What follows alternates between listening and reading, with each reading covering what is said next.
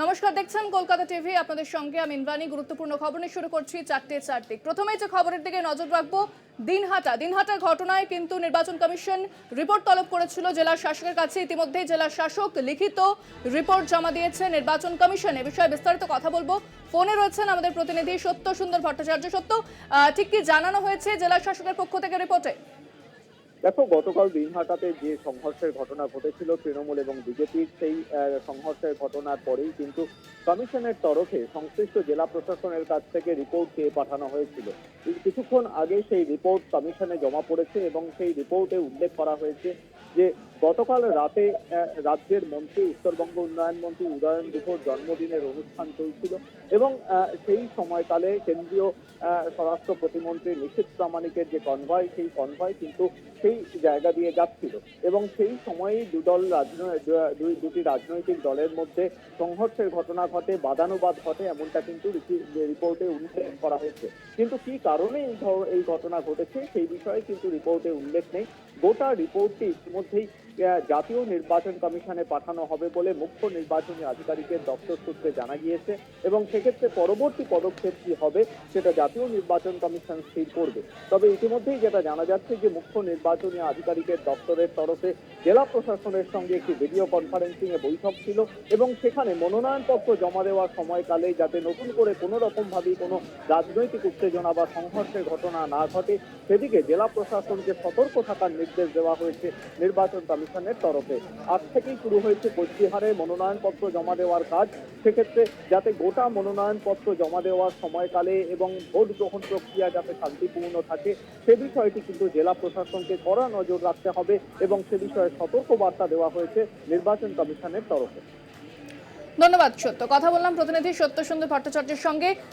দিনহাটা আবারও খবরের শিরোনামে, দুই মন্ত্রীর সংঘাত, একদিকে উদয়ন গুহ, অন্যদিকে নিশীথ প্রামাণিক এবং তৃণমূল বিজেপির সংঘর্ষে রীতিমতো উত্তপ্ত হয়ে ওঠে দিনহাটা। তুলকালাম কাণ্ড একেবারে।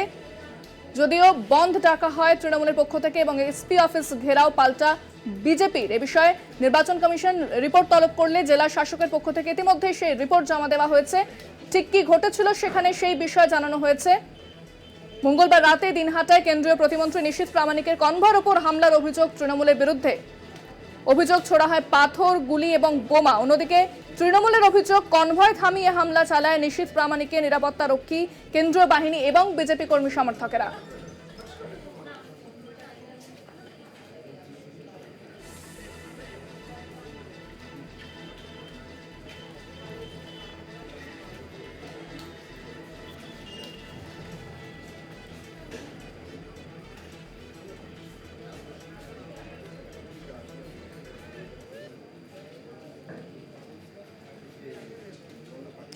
অন্যদিকে উত্তপ্ত দিনহাটায় বিকেল থেকে বন্ধ প্রত্যাহারের ঘোষণা তৃণমূলে। সকাল থেকে বন্ধের প্রভাবে শুনশান দিনহাটা, বন্ধ সমস্ত দোকানপাট। অন্যদিকে আজ এসডি অফিস ঘেরাওয়ের ডাক দিয়েছে বিজেপি।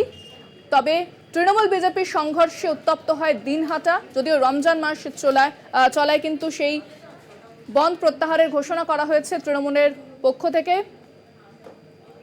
দিনহাটায় তৃণমূল বিজেপি সংঘর্ষে ধুন্ধুমার এলাকায় গতকাল রাতে রীতিমতো উত্তপ্ত হয় দিনহাটা। সেখানকার ছবিটা জানবো। আমাদের সঙ্গে সরাসরি রয়েছেন প্রতিনিধি রবিউল হোসেন। রবিউল, এই মুহূর্তে ঠিক কি দেখতে পাচ্ছ? কারণ সকাল থেকে দেখা যাচ্ছিল দোকানপাট বন্ধ রয়েছে, একেবারে শুনশান রয়েছে রাস্তাঘাট। তবে বন্ধ প্রত্যাহারের ঘোষণা ইতিমধ্যেই করা হয়েছে।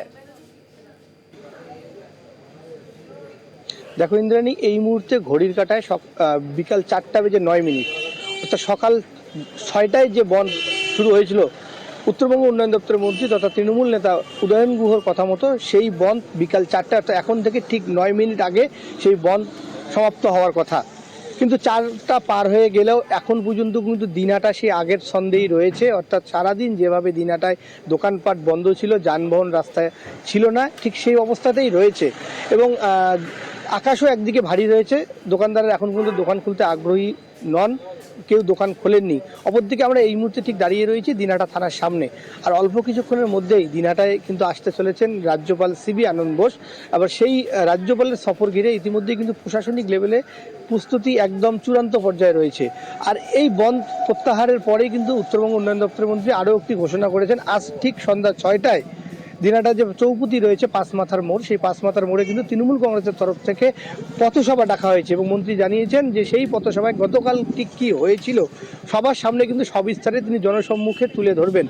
এখন দেখার মন্ত্রী সেই পথসভা থেকে কি বলে সেটাই অপেক্ষার। ইতিমধ্যেই কিন্তু বন্ধের সময় শেষ হয়ে গিয়েছে। মন্ত্রী জানিয়েছেন যেহেতু মুসলমান ধর্মাবলম্বীদের জন্য রমজান মাস চলছে এবং একই সাথে বন্ধে সাধারণ পথ চলতি মানুষের সমস্যা হয়, তাই সবার সমস্যার কথা ভেবে কিন্তু বিকেল 4টার পর থেকে বন্ধ তুলে নেওয়া হবে।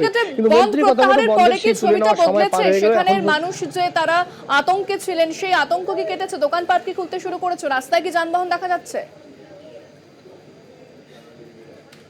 একেবারে তোমাকে সেই কথাটা প্রথমেই যেটা বলছিলাম যে ঘড়ির কাঁটায় কিন্তু 10 মিনিট পার হয়ে গেছে, কিন্তু এখনো সেই দিনহাটা তার আগের অবস্থাতেই রয়েছে। অর্থাৎ দোকানপাট এখনো কিন্তু একটিও দোকানের শাটার খোলেনি। শুধুমাত্র আপৎকালীন পরিষেবা অর্থাৎ চিকিৎসার যে সরঞ্জাম এবং ওষুধপত্র সেই দোকান বাদ দিয়ে কোনো দোকানই খোলেনি এবং সারাদিনের রাস্তায় যেভাবে শুধু টোটো চলেছিল সেই টোটোই চলছে, অন্য কোনো গাড়ি এখন পর্যন্ত রাস্তায় নামেনি এবং মানুষজন রাস্তায় একেবারেই নেই বললেই চলে। শুধুমাত্র যাদের নিত্য নৈমিত্তিক কাজের জন্য জরুরি অবস্থানে রয়েছে তারাই একমাত্র রাস্তায় বেরোচ্ছে। তাছাড়া কিন্তু একেবারেই যে বন্ধের সময় দিনটা যে অবস্থায় ছিল ঠিক সেই অবস্থাতেই রয়েছে। রবিল, সেক্ষেত্রে আমরা জানি যে প্রথম দফাতে কোচবিহারে নির্বাচন রয়েছে এবং তার আগে ধরনের ঘটনা সংঘর্ষ সেখানে দেখা যাচ্ছে। পুলিশের তৎপরতা এই মুহূর্তে কি দেখছো?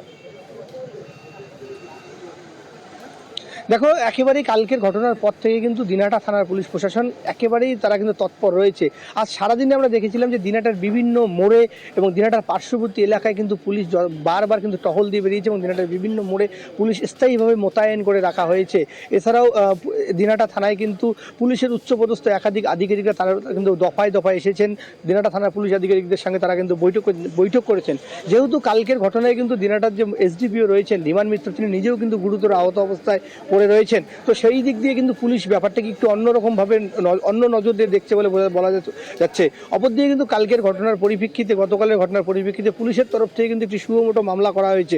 যদিও কারা অভিযুক্ত সে ব্যাপারে এখনো জানা যায়নি, তবে পুলিশ সূত্রে জানা গিয়েছে যে কোনো রকম কারো ব্যক্তির উদ্দেশ্যের নাম না দিয়ে বা কোনো ব্যক্তির নাম না দিয়ে দুষ্কৃতীদের নাম উল্লেখ করে যে দুষ্কৃতীরা এই হামলা করিয়েছে এমন উল্লেখ করে কিন্তু সেই মামলা করা হয়েছে। এবং একই সাথে তৃণমূল কংগ্রেসের তরফ থেকে গতকাল কিন্তু কেন্দ্রীয় স্বরাষ্ট্র প্রতিমন্ত্রী নিশীথ প্রামাণিককে প্রধান অভিযুক্ত করে প্রায় 45 জনের নামে কিন্তু অভিযোগ দায়ের করা হয়েছিল। এবং কিছুক্ষণ আগে কোচবিহারের এসপি অফিসের সামনে বিজেপির যে ঘেরাও অভিযান ছিল সেই অভিযানে গিয়ে কিন্তু ব্যাপক চাঞ্চল্যকর পরিস্থিতি তৈরি হয়েছিল এবং সেখানেও কিন্তু পুলিশ প্রশাসনের উপস্থিতি ছিল একদম চোখে পড়ার মতো। গতকালের ঘটনার পর থেকে একেবারে আজকে কিন্তু কোচবিহারে সেই এসপি অফিস ঘেরাও অভিযানে একদিকে যেমন রাজ্য পুলিশ মোতায়েন ছিল, ঠিক অপরদিকে কিন্তু কেন্দ্রীয় বাহিনীর যে জওয়ানেরা তারাও কিন্তু মোতায়েন ছিল। এবং অভিযান শেষে কিন্তু বিজেপির জেলা সভাপতি যিনি রয়েছেন সুকুমার তিনি জানিয়েছেন যে কালকের থেকে আজ পর্যন্ত বিজেপি এখন কিন্তু অভিযোগ না করলেও তারা কিন্তু আর অল্প কিছুক্ষণের মধ্যেই মন্ত্রী উদয়ন গুহর নাম সহ একাধিক তৃণমূল দুষ্কৃতীদের নামে কালকে তার সেই ঘটনায় যারা জড়িত যাদের বিরুদ্ধে তাদের বিরুদ্ধে থানায় অভিযোগ করতে চলেছেন। রবিউল, আরো একটা বিষয় তুমি জানাচ্ছিলে যে রাজ্যপাল সিভি আনন্দ বোস তিনি আসতে চলেছেন, সে বিষয়ে কি খবর পাওয়া যাচ্ছে? দেখো, রাজ্যপাল সিভি আনন্দ বোস আর হয়তো অল্প কিছুক্ষণের মধ্যেই কিন্তু দিনাটায় আসবেন এবং এসে তিনি কিন্তু এখন এসে রাজ্যপাল এখানে এসে কাদের সঙ্গে কথা বলেন, তার কর্মসূচি কী রয়েছে, মানে প্রশাসনের তরফ থেকে এখন পর্যন্ত সেই বিষয়ে কিছু বলা না গেলেও আশা করা হচ্ছে অল্প কিছুক্ষণের মধ্যে রাজ্যপাল আসবে। তবে কিন্তু একেবারে রাজ্যপাল আসার সফরকে ঘিরে ইতিমধ্যেই কিন্তু সাজসজ্জা রব রয়েছে প্রশাসনের তরফ থেকে। আমি এই মুহূর্তে দাঁড়িয়ে রয়েছি একেবারে দিনাটা থানার সামনে। থানার সামনে কিন্তু পুলিশ প্রশাসনের একেবারে চূড়ান্ত কিন্তু প্রস্তুতি রয়েছে, যে কোনো মুহূর্তে রাজ্যপাল আসতে পারে এটা ভেবে নিয়ে কিন্তু পুলিশ প্রশাসন তারা কিন্তু প্রস্তুত রয়েছে। অপরদিকে কিন্তু উত্তরবঙ্গ উন্নয়ন দপ্তরের মন্ত্রী উদয়ন গুহ তিনি কিন্তু রাজ্যপালের এই দিনাটা সফরকে ঘিরে কিন্তু আজ দুপুরেই কিন্তু সোশ্যাল মিডিয়ায় কিন্তু খোঁচা দিয়েছেন। তিনি একে স্পষ্টতই সেই সোশ্যাল মিডিয়ায় লিখেছেন রাজ্যপাল এখানে আসুন এবং তিনি কেন্দ্রীয় মন্ত্রীকে যেন নিয়ে আসেন, এমনটাই কিন্তু খোঁচা দিয়ে বলতে চেয়েছেন। অর্থাৎ বলতে গেলে এর আগে যখন দিনাটার ভোট পরবর্তী হিংসার সময় রাজ্যপাল এসেছিল সেই সময় যে তৃণমূলের তরফ থেকে অভিযোগ করা হয়েছিল রাজ্যপাল এসে উপকৃত যারা হিংসার শিকার তাদের সঙ্গে দেখা না করে একেবারেই বিজেপির হয়ে কাজ করছিল, এমনটাই কিন্তু অভিযোগ ছিল তৃণমূল কংগ্রেসের। এবারও যেন সেমনটা না হয় সে ব্যাপারে কিন্তু মন্ত্রী উদয়ন গুহ রাজ্যপালের সফরের কয়েক ঘন্টা আগেই কিন্তু সামাজিক যোগাযোগ মাধ্যমে সেই খোঁচা বা সেই ইঙ্গিত দিয়ে রেখেছেন। একেবারে ধন্যবাদ রবিউল, আমাদের সঙ্গে সরাসরি ছিলেন প্রতিনিধি রবিউল হোসেন। ইতিমধ্যে কিন্তু বন্ধ প্রত্যাহারের কথা জানানো হয়েছে তৃণমূলের পক্ষ থেকে, তবুও সেখানে স্বাভাবিক ছন্দে এখনো ফেরেনি দিনহাটা। আর কিছুক্ষণের মধ্যে রাজ্যপাল সিভি আনন্দ বোস তিনি সেখানে যাবেন। যদিও সকাল থেকে আমরা দেখেছি দফায় দফায় যেভাবে উত্তপ্ত হয়েছে দিনহাটা, এসপি অফিস ঘেরাও করে বিজেপি এবং পাল্টা তৃণমূল তারা বন্ধ ডাকে। গতকাল যে ঘটনা ঘটেছিল, যে সংঘর্ষ হয়েছিল তৃণমূল বিজেপি সংঘর্ষ, রীতিমতো উত্তপ্ত হয়ে ওঠে এলাকা। বেশ কয়েকজন আহত হয়েছে উভয় পক্ষেরই। উদয়ন গুহ এবং নিশীথ প্রামাণিক দুই মন্ত্রীর সংঘাত, মুখোমুখি তৃণমূল বিজেপি সংঘর্ষ, বিজেপি কর্মী সমর্থক এবং তৃণমূল কর্মী সমর্থকদের সংঘাতে উত্তপ্ত গোটা এলাকা। এরপরই সকালবেলা আমরা দেখি যে এসপি অফিস ঘেরাও বিজেপির পক্ষ থেকে এবং তৃণমূল তারা বন্ধ ডাকে সেখানে, যদিও সেই বন্ধ প্রত্যাহারের কথা জানানো হয়েছে তৃণমূলের পক্ষ থেকে।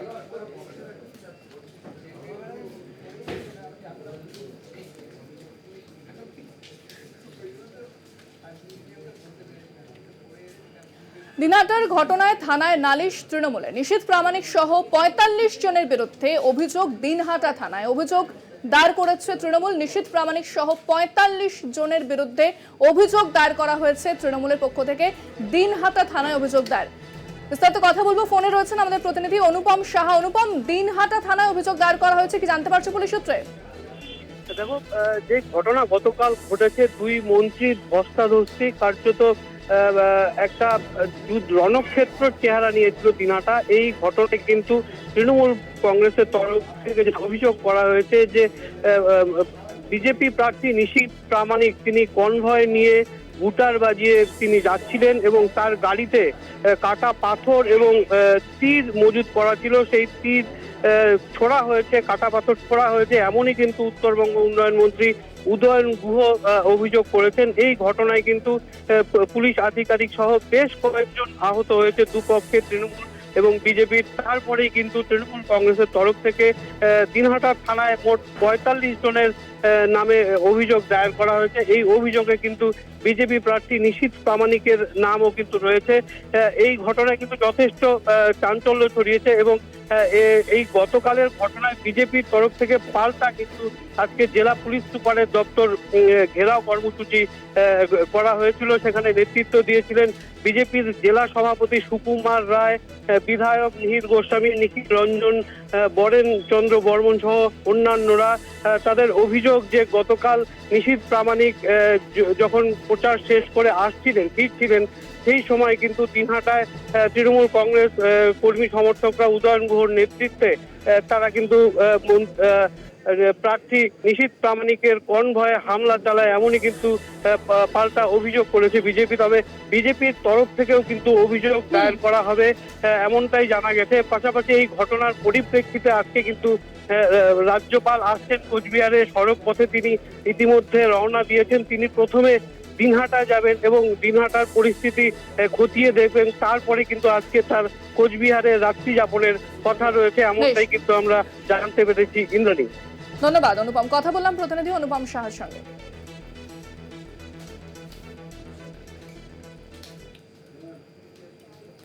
এখন সময় একটা বিরতির, সঙ্গে থাকুন। ফিরে এলাম বিরতির পর। যে খবরের দিকে নজর রাখবো, দিনহাটার ঘটনায় কি বলেছেন কেন্দ্রীয় প্রতিমন্ত্রী নিশীথ প্রামাণিক, শোনাবো আপনাদের।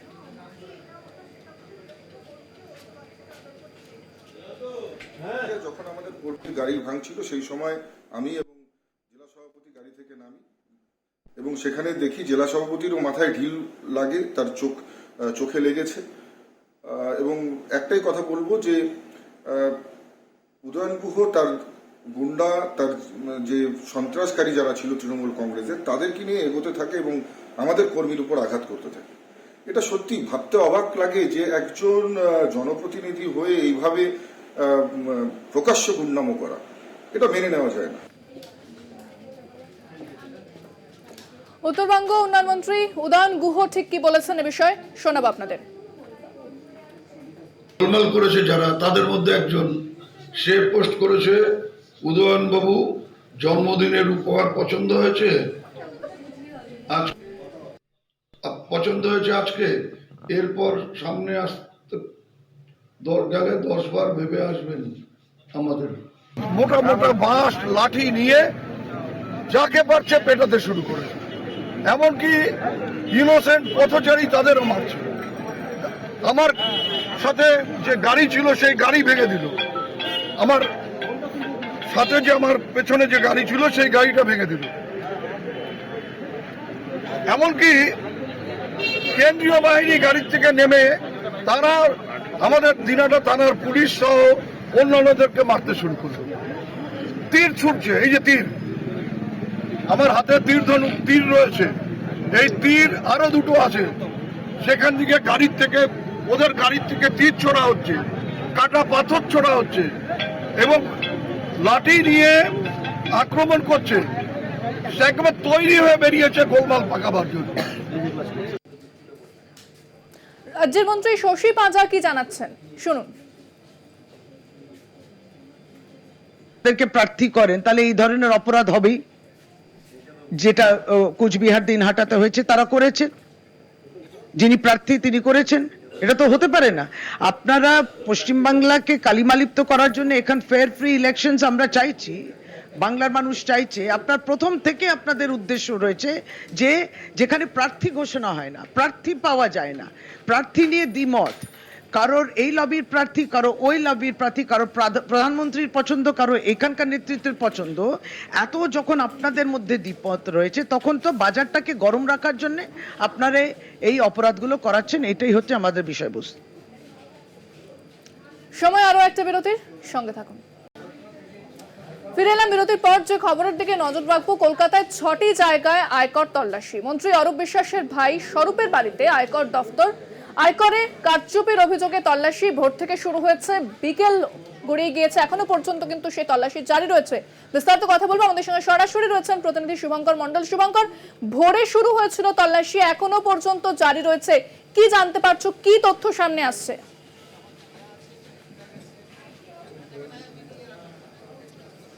দেখো, মূলত আয়করে কারচুপি সংক্রান্ত তদন্তেই আয়করের এই হানা, এবং আজ শহর কলকাতার 6টি জায়গায় এই হানা একেবারে ভোর থেকে শুরু হয়। ভোর 5:30টার সময় মন্ত্রী অরূপ বিশ্বাসের ভাই স্বরূপ বিশ্বাস তার বাড়ি নিউ আলিপুরের 2টি বাড়িতে, একটি একেবারে নিউ আলিপুরের যে মূল রাস্তা আর্মি ক্যাম্পের ঠিক উল্টো দিকে সেখানে একটি বাড়িতে, এবং তার পাশাপাশি তিনি যেখানে থাকেন শাহাপুর কলোনি, সে শাহাপুর কলোনিতে একটি বাড়িতে, তার কিন্তু 4র্থ এবং 5ম এই 2টি তলে এই মুহূর্তে এখনো পর্যন্ত আমরা যেটি জানতে পেরেছি যে তল্লাশি চালানো হচ্ছে। এবং তোমায় জানিয়ে রাখি যে কিছুক্ষণ আগে 3 জন আধিকারিক তারা বেশ কিছু নথি নিয়ে এখান থেকে, বেশ কিছু ব্যাগ নিয়ে তারা এখান থেকে বেরিয়ে যান। শুধু তাই না, একজন চাবিওয়ালাকে আনা হয়েছিল এখানে। সেই চাবিওয়ালা কাছে আমরা যখন প্রশ্ন করি যে কেন তিনি এসেছিলেন, তাকে বলা হয়েছে যে, বা তিনি জানিয়েছেন যে তিনি একটি ড্রয়ার তাকে খোলার জন্য আনা হয়েছিল, তিনি সেই ড্রয়ারটি খোলেন।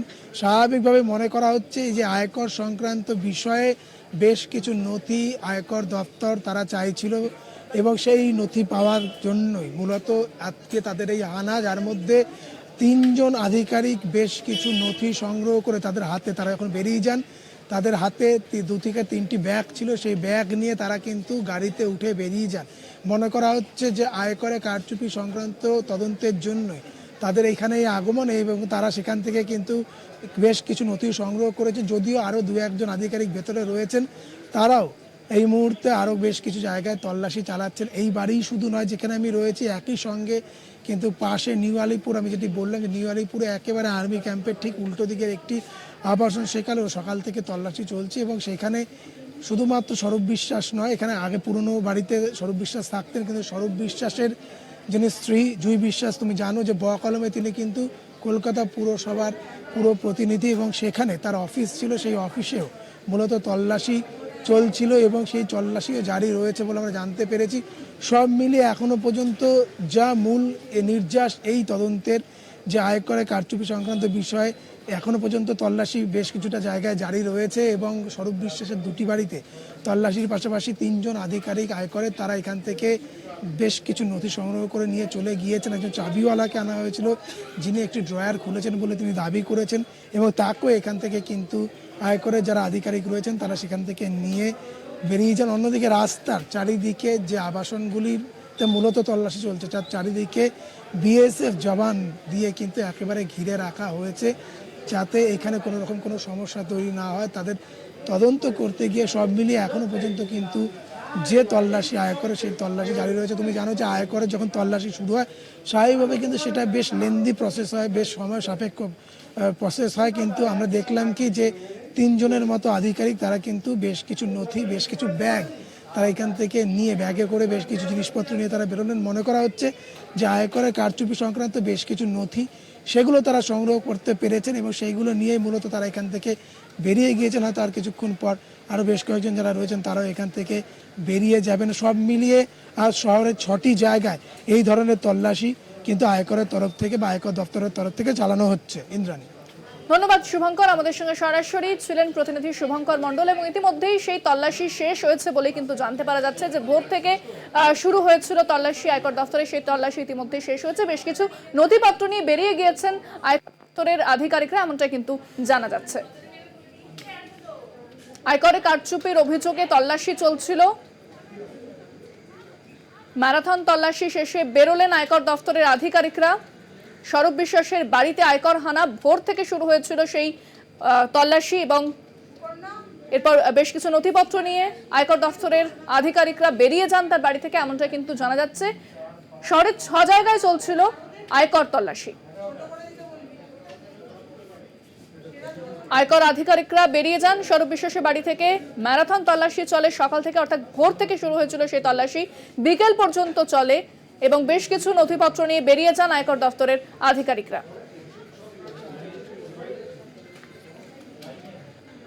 দেখতে পাচ্ছেন সেই ছবি, স্বরূপ বিশ্বাসের বাড়ি থেকে বেরিয়ে যান আয়কর দপ্তরের আধিকারিকরা।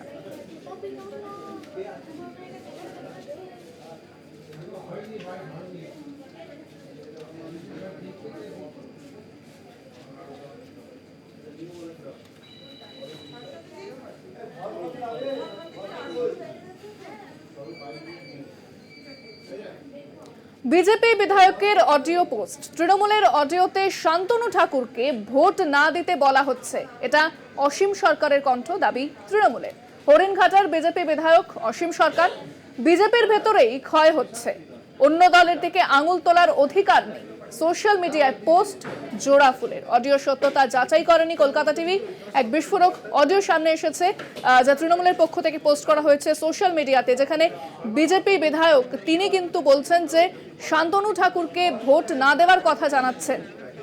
হরিণঘাটার বিজেপি বিধায়ক অসীম সরকার, যদিও অডিও সত্যতা যাচাই করেনি কলকাতা টিভি।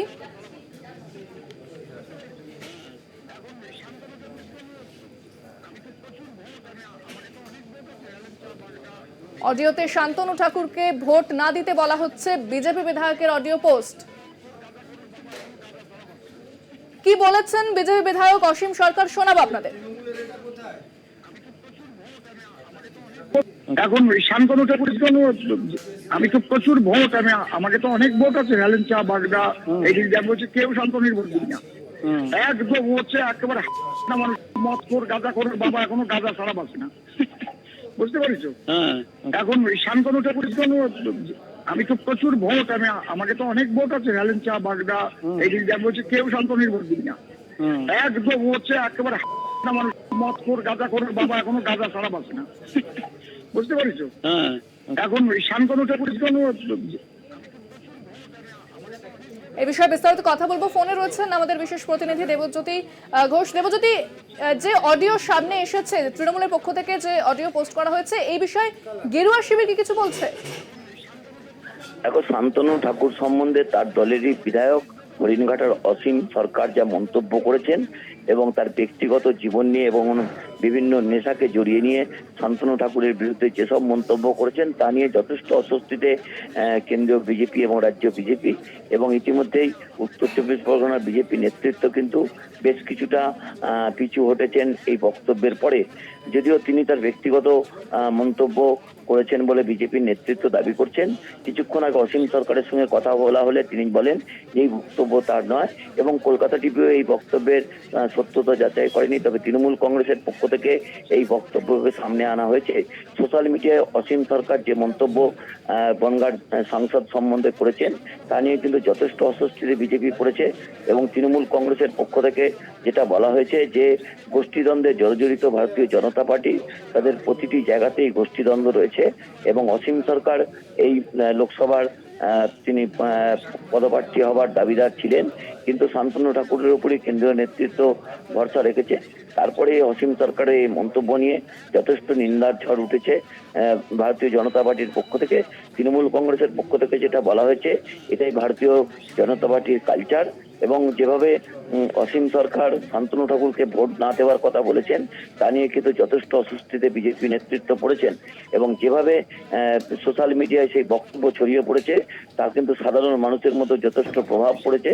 তৃণমূল কংগ্রেসের পক্ষ থেকেও কিন্তু বলা হয়েছে যে এটা ভারতীয় জনতা পার্টির সংস্কৃতি এবং তারা বিভিন্ন কুকর্মের সঙ্গে যুক্ত এবং ব্যক্তিগত ভাবেও কিন্তু শান্তনু ঠাকুরের বিরুদ্ধে যে অভিযোগ অসীম সরকার করেছেন তাতে তৃণমূল কংগ্রেস যথেষ্ট খুশি, কারণ ইতিমধ্যেই তৃণমূল কংগ্রেস তাদের দেবজ্যোতি, আপাতত ধন্যবাদ। আমাদের সঙ্গে এই মুহূর্তে ফোনে রয়েছেন বিজেপি বিধায়ক অসীম সরকার, আপনাকে স্বাগত জানাবো। আপনার একটি অডিও ভাইরাল হয়েছে তৃণমূলের পক্ষ থেকে, তা পোস্ট করা হয়েছে যেখানে শান্তনু ঠাকুরকে আপনি কটাক্ষ করছেন, তাকে ভোট দিতে যাতে ভোট না দেওয়া হয় তার কথা বলছেন, কি বলবেন এই বিষয়ে? জয় শান্তনু ঠাকুরের জয় হোক, জয় হরিচাঁদ, জয় গুরুচাঁদ। এটা 19 সালের একটা চক্রান্ত হয়েছিল। 19 সালে তখন আমি বিধায়কও ছিলাম না, আমাকে তৃণমূল দলে নেবার জন্য জ্যোতিপ্রিয় মল্লিক, ধ্যানেশ গুহ আমাকে নিয়ে গেছিল জ্যোতিপ্রিয় মল্লিকের বাড়িতে, এবং আমাকে টিঙ্কু মুখার্জি নিয়ে গেছিল পার্থ চট্টোপাধ্যায়ের বাড়িতে।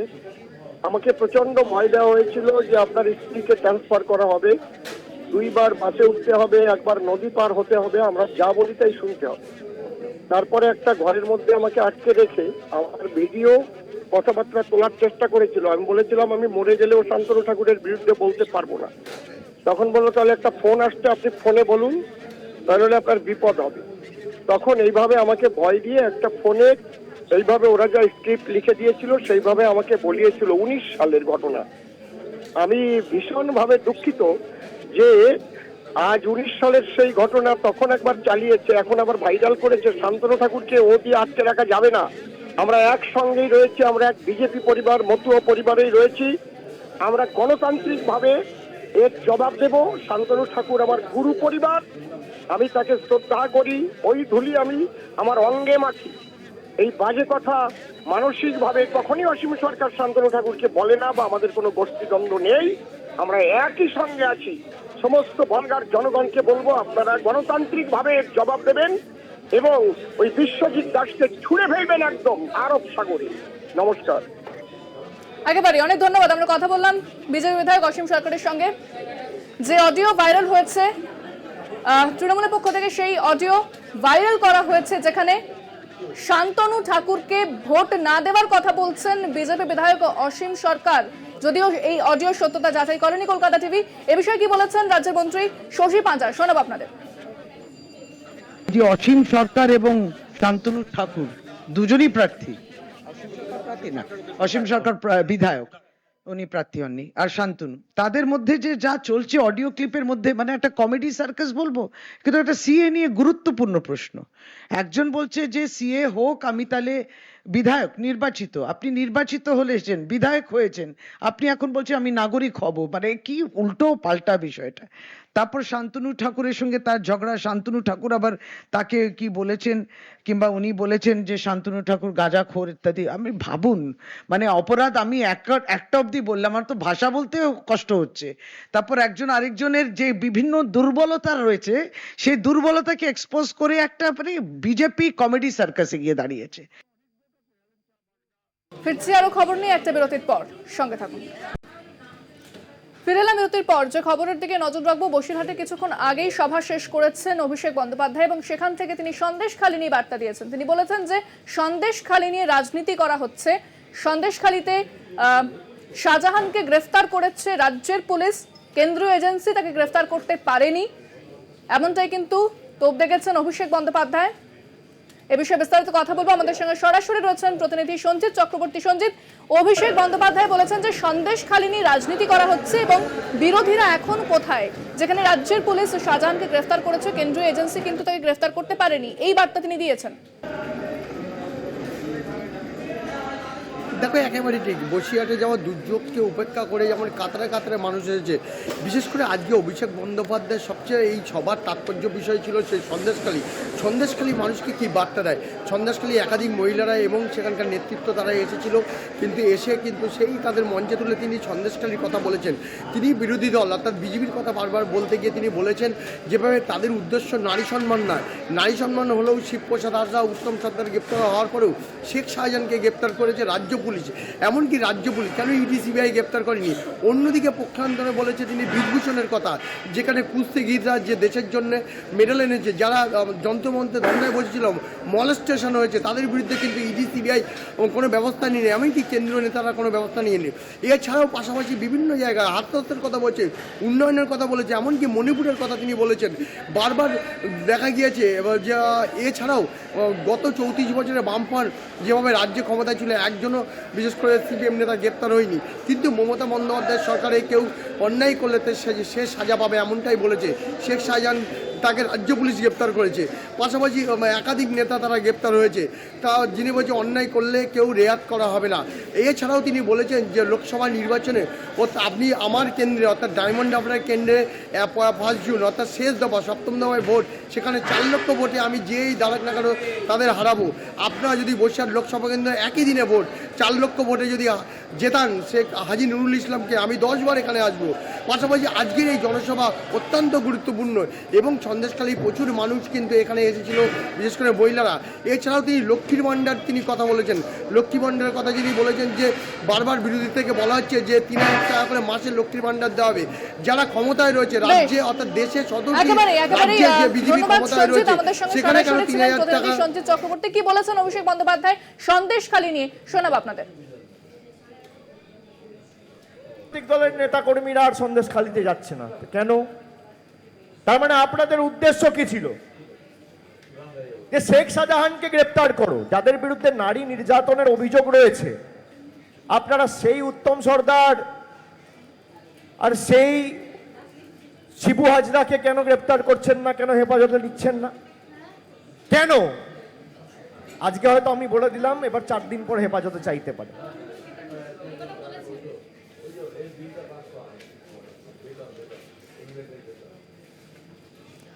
আবহাওয়া খবরের দিকে নজর রাখবো। চৈত্রের শুরুতেই দক্ষিণবঙ্গ জুড়ে বৃষ্টি, মঙ্গলবার রাত থেকে বৃষ্টি শুরু হয়েছে এবং কমলা সতর্কতা জারি করা হয়েছে। রাজ্য জুড়ে দুর্যোগের আশঙ্কা করা হচ্ছে, যেখানে 30 থেকে 40 কিলোমিটার বেগে ঝোড়ো হাওয়া বইতে পারে, এমনটাই কিন্তু আবহাওয়া দপ্তর সূত্রে খবর। কমলা সতর্কতা জারি কয়েকটি জেলাতে।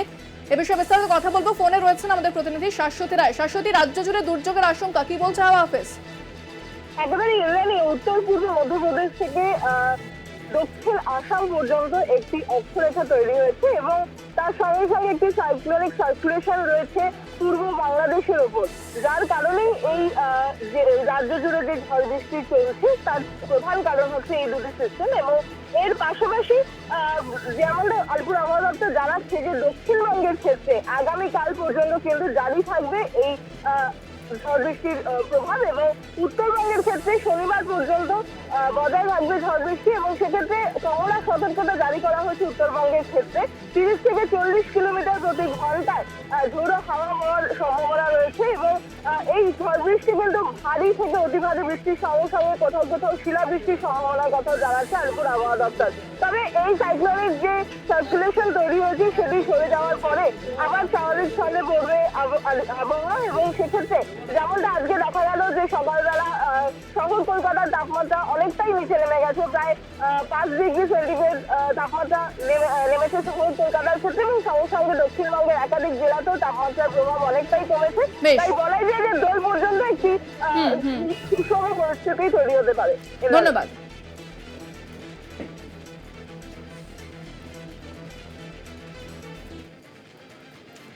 ভরা বসন্তেই দার্জিলিং এ তুষারপাত। মার্চ মাসের শেষে পাহাড়ে তুষারপাত শুরু হয়েছে, বরফে ঢেকে গেছে দার্জিলিং। অকাল তুষারপাতে অবশ্যই খুশি পর্যটকরা। দেখতে পাচ্ছেন সেই ছবি, তুষারে ঢেকে গিয়েছে দার্জিলিং। ভরা বসন্তে তুষারপাত দার্জিলিং এ।